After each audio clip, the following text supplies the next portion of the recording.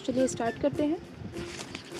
Aquatic plants like Hydrilla, water lily and Vallisneria take in carbon dioxide dissolved in water to prepare their food.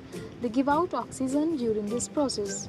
जितने भी जलीय पौधे होते हैं जैसे हाइड्रोला, वाटर लिली, वेलिसनेरिया, ये सभी फोटोसिंथेसिस की प्रोसेस में पानी में घुली हुई कार्बन डाइऑक्साइड का यूज़ करके अपना भोजन बनाते हैं और ऑक्सीजन को रिलीज़ करते हैं। So now what is the importance of photosynthesis? Photosynthesis की क्या महत्व है या फिर क्या ज़रूरत है फोटोसिंथेसिस का?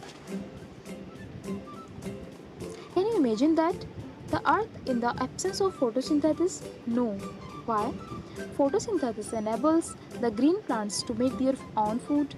In the absence of photosynthesis, there would not be any plants. The survival of all animals in the world, directly or indirectly, depends upon the food made by the plants. And third is oxygen, which is essential for the survival of all living organisms, is produced during photosynthesis. Carbon dioxide is used by the plants during photosynthesis, so we can say that photosynthesis maintains the balance between oxygen and carbon dioxide in the atmosphere. So, in the absence of photosynthesis, life on the earth would be impossible. क्या आपने कभी imagine किया है अगर photosynthesis का process ना हो तो क्या होगा इस अर्थ पर? क्या हम जी पाएंगे? नहीं जी पाएंगे। क्यों नहीं जी पाएंगे? क्योंकि ग्रीन प्लांट्स जब अपना भोजन बनाते हैं फोटोसिंथेसिस से, तो उसी भोजन का यूज़ हम अपने भोजन के रूप में करते हैं। प्लांट्स से हमें fruits, flowers, vegetables, spices, cereals, बहुत सारी चीज़ें मिलती हैं जिनका हम अपने भोजन के रूप में उपयोग करते हैं। अगर प्लांट्स अपना भोजन नहीं बनाएंगे, फोटोसिंथेसिस नहीं होगा, तो प्लांट्स ग्रो नहीं हो पाएंगे, यानी कि प्लांट्स मर जाएंगे और हमें भी अपना भोजन नहीं मिल पाएगा, यानी हम प्लांट्स के बिना कुछ भी नहीं हैं, हमारी लाइफ इम्पॉसिबल है। सेकेंड थिंग, जो प्लांट्स होते हैं फोटोसिंथेसिस के समय ऑक्सीजन रिलीज़ करते हैं और कार्बन डाइऑक्साइड का यूज़ करते हैं। तो एटमॉस्फेयर में जो कार्बन डाइऑक्साइड और ऑक्सीजन है उसका एक बैलेंस मेंटेन रखते हैं, क्योंकि हम सांस लेते समय इनहेलिंग में ऑक्सीजन यूज़ करते हैं और जो हम एक्सहेल करते हैं उसमें कार्बन डाइऑक्साइड का यूज़ करते हैं। कार्बन डाइऑक्साइड हम बाहर छोड़ते हैं।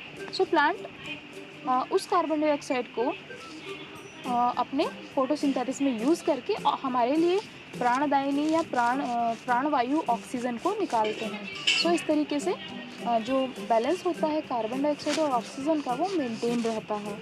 सो अगर प्लांट्स नहीं होंगे, फोटोसिंथेसिस नहीं होगा, तो हमारी लाइफ भी इम्पॉसिबल है, क्योंकि एक बार हम खाने के बिना 1 दिन 2 दिन रह सकते हैं, लेकिन ऑक्सीजन के बिना हम कुछ मिनट भी नहीं रह सकते। So plants also synthesize proteins and fats.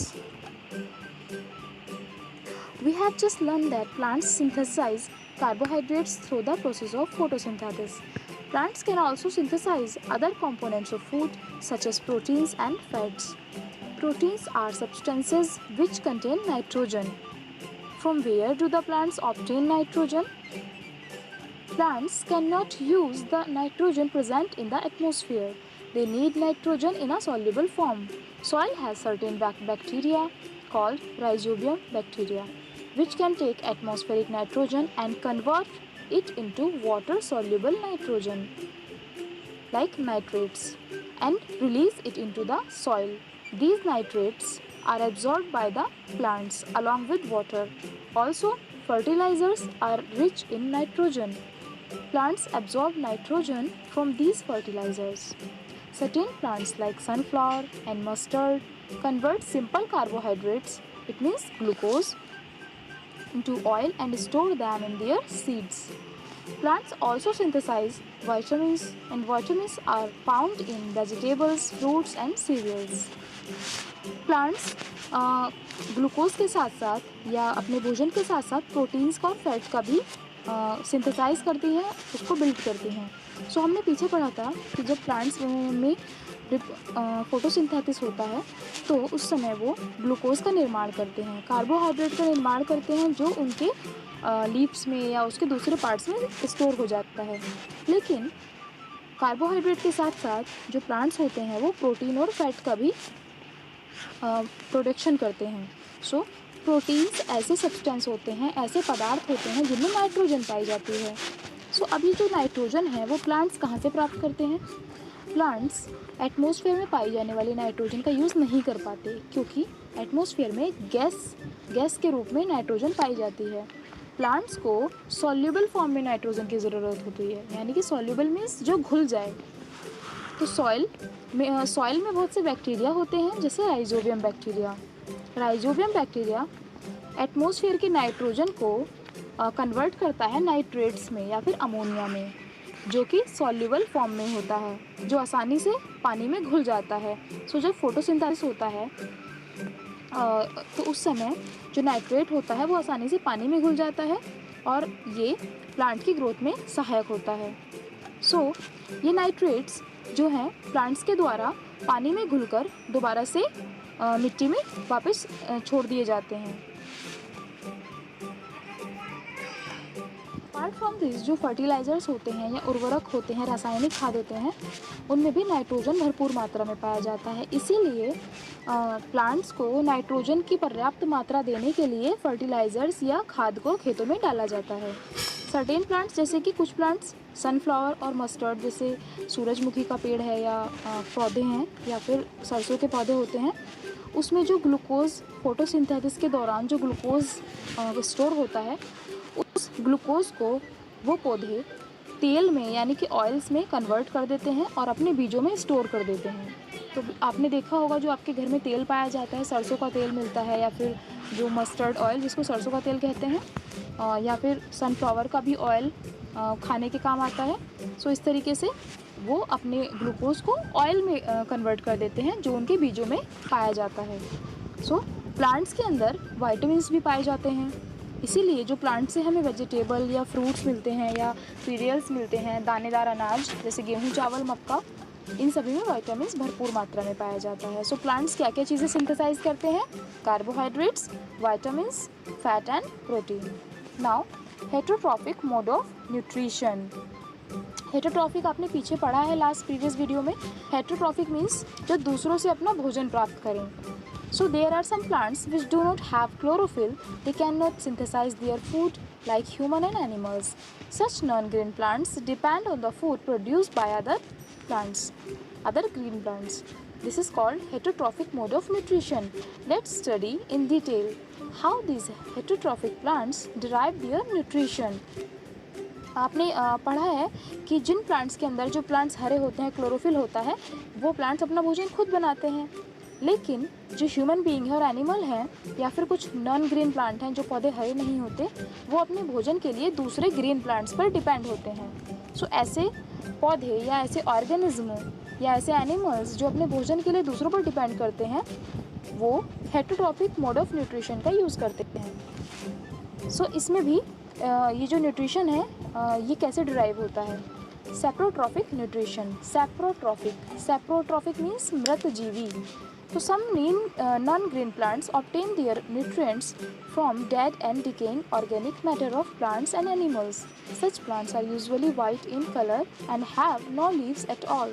कुछ पौधे जो कि हरे नहीं होते हैं, तो ऐसे पौधे अपना भोजन मरे हुए या सड़े गले पौधों से या सड़े गले एनिमल्स जो मर जाते हैं, भूमि में सड़ जाते हैं, उन एनिमल्स से या उन पौधों से प्राप्त करते हैं।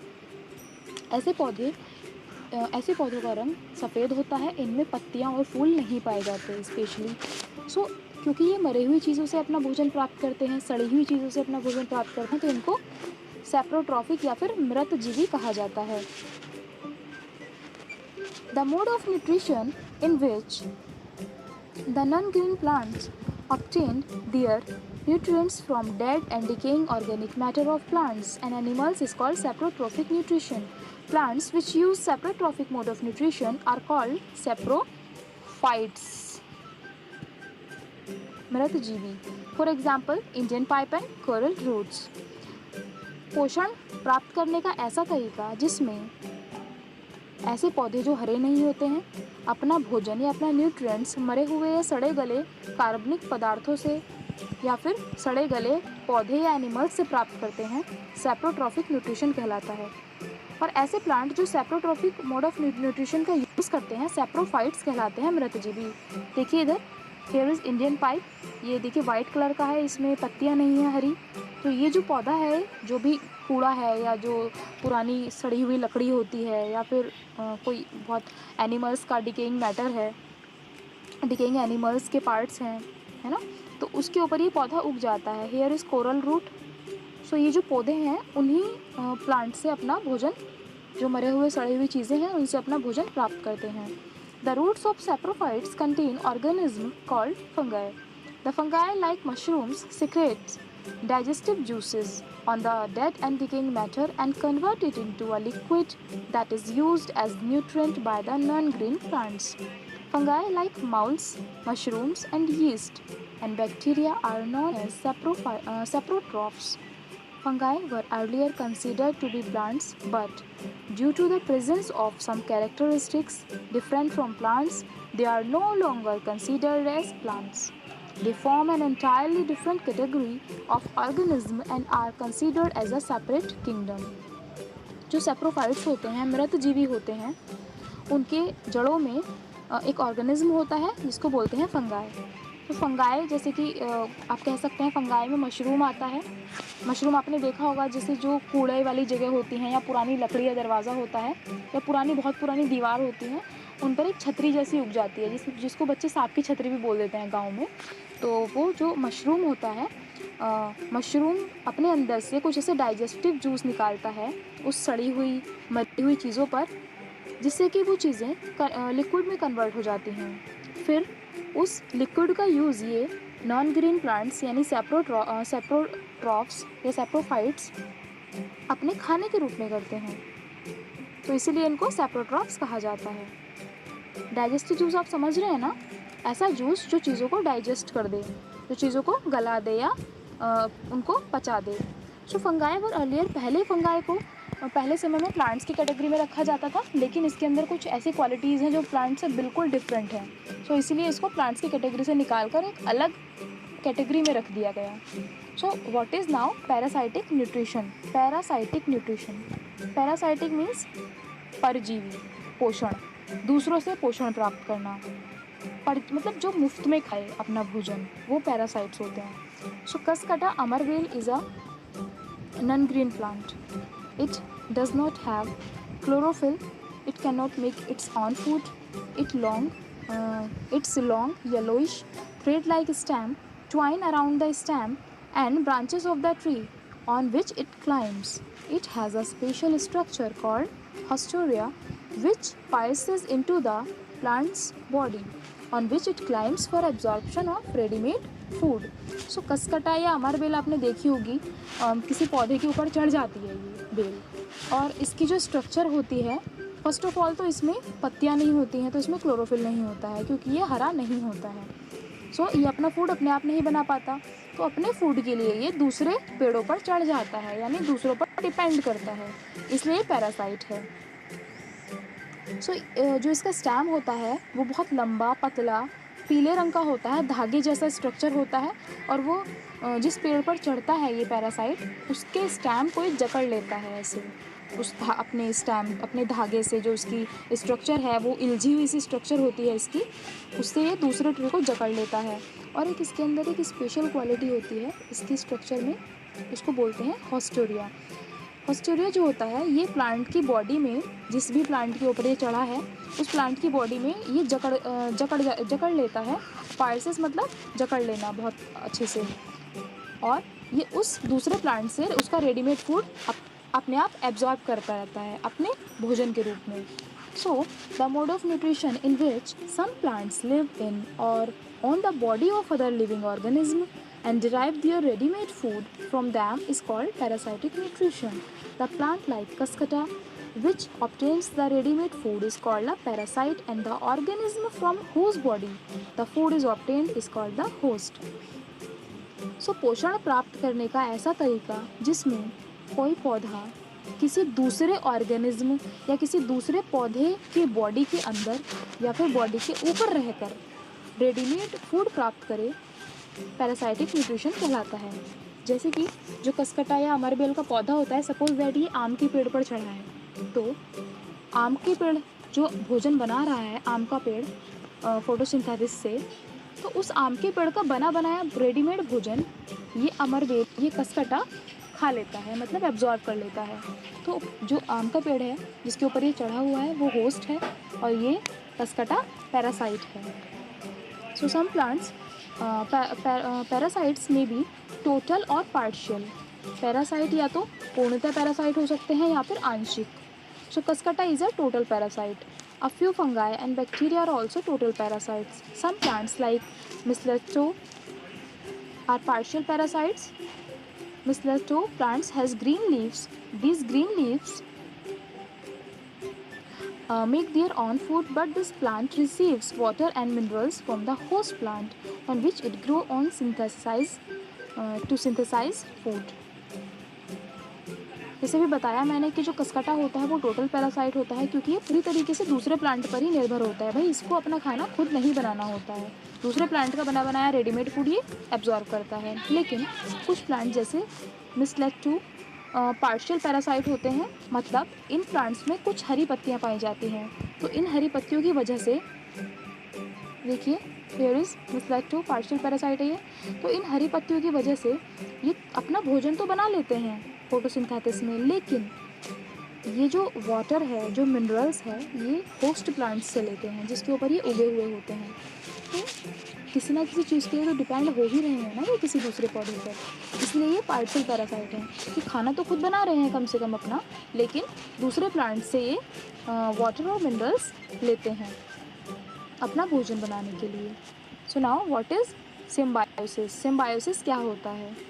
Lichens are the most amazing forms of life. A lichen is actually composed of two distinct organisms, algae and fungi, which live and work together.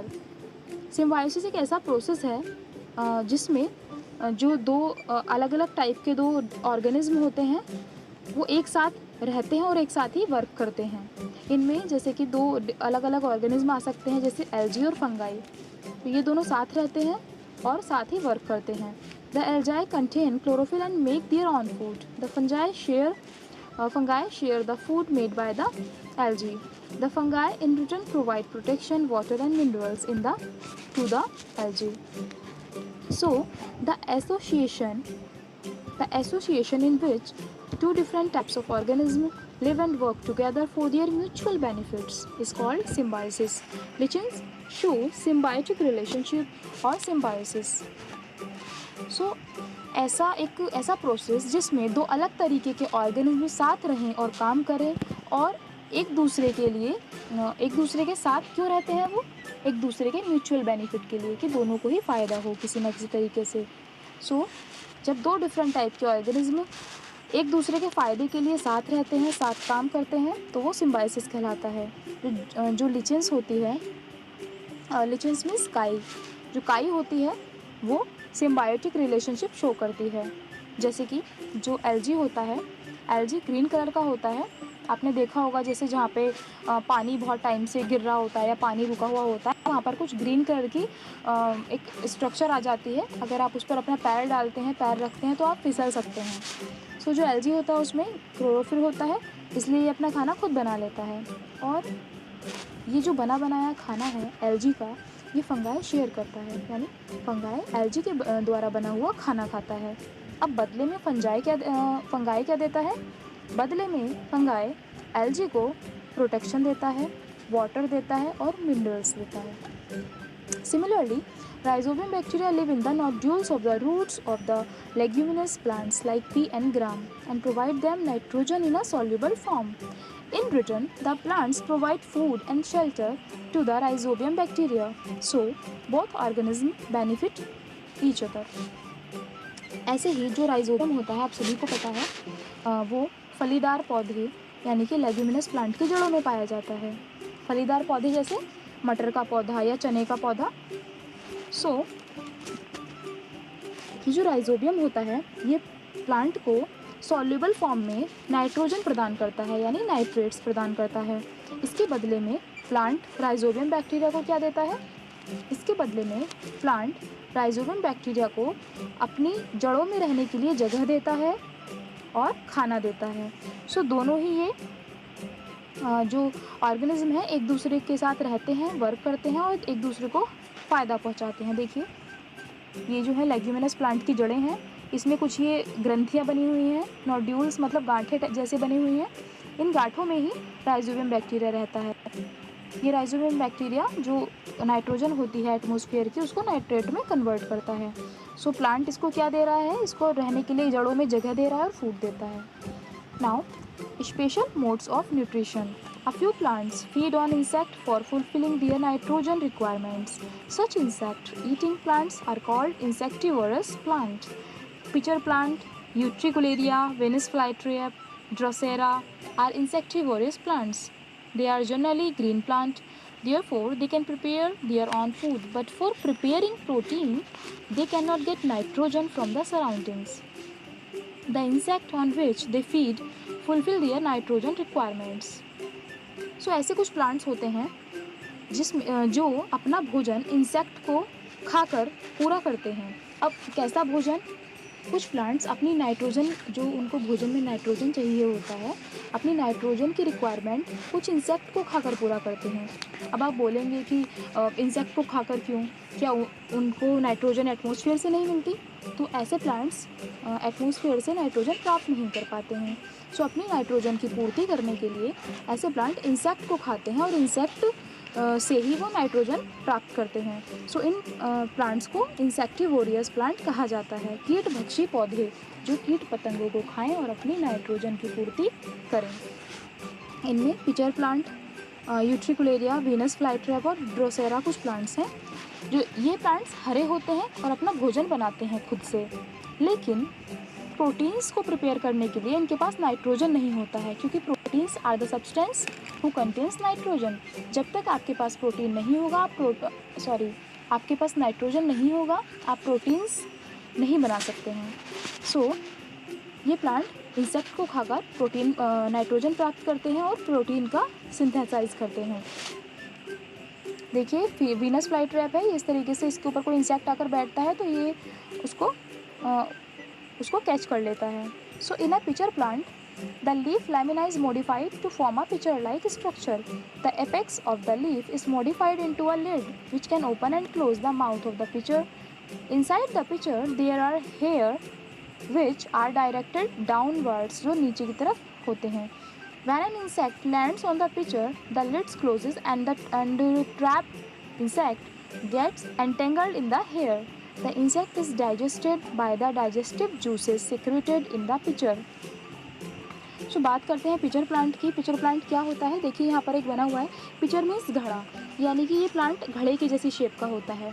इसकी जो पत्तियाँ होती हैं, लीफ लैमिना होता है, वो पिचर के जैसे स्ट्रक्चर बना लेता है टाइम टू टाइम। और इसकी जो लीफ का एपेक्स होता है, यानी किनारा होता है लीफ का, वो एक ढक्कन की तरह, एक लिड की तरह काम करता है। और जैसे ही इस पिचर पर, इस घड़े पर कोई इंसेक्ट आकर बैठता है या इस घड़े के अंदर कोई इंसेक्ट एंटर हो जाता है, ये तुरंत ही जो इसकी लिड है, ये यहाँ पर ये लिड बंद हो जाती है, यानी घड़े को बंद कर लेती है, पिचर को क्लोज़ कर देती है।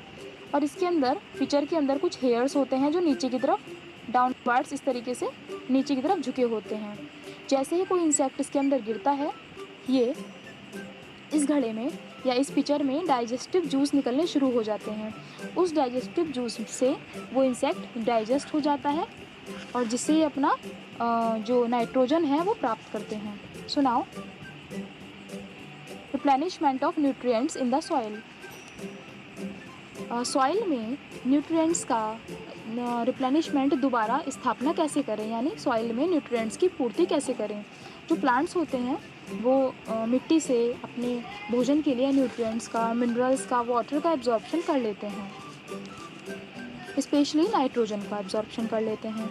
सो एक टाइम के बाद धीरे धीरे मिट्टी में से नाइट्रोजन की कमी हो जाती है। मिट्टी में से नाइट्रोजन को पूर्ति करने के लिए या मिट्टी में दोबारा से न्यूट्रिएंट्स बनाए रखने के लिए खेतों में किसान, आपने देखा होगा कि खाद डालते हैं। Here is manure. Manure means होता है जो खाद होता है, कार्बनिक खाद जो गोबर से बनाया जाता है, कंपोस्ट खाद। और फर्टिलाइज़र्स होते हैं केमिकल, केमिकल ये उर्वरक होते हैं, इनको फैक्ट्रीज़ में केमिकल से बनाया जाता है। इसमें भरपूर मात्रा में पोटेशियम, फास्फोरस, नाइट्रोजन पाया जाता है। तो टाइम टू टाइम खेतों में किसान खाद को डालता है ताकि मिट्टी में न्यूट्रिएंट्स दोबारा से उनकी पूर्ति होती रहे।